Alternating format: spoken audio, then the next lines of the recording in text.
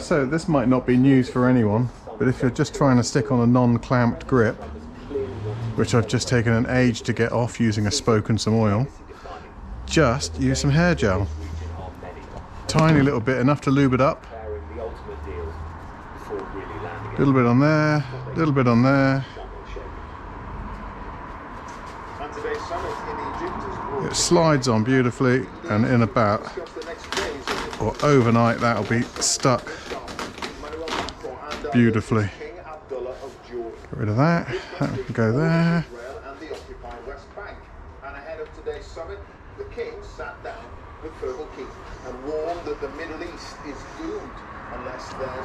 Absolutely brilliant way of using a household, genuinely useful household product that everyone would have in their house. If you're a bloke and ride bike, you must have some gel in your house.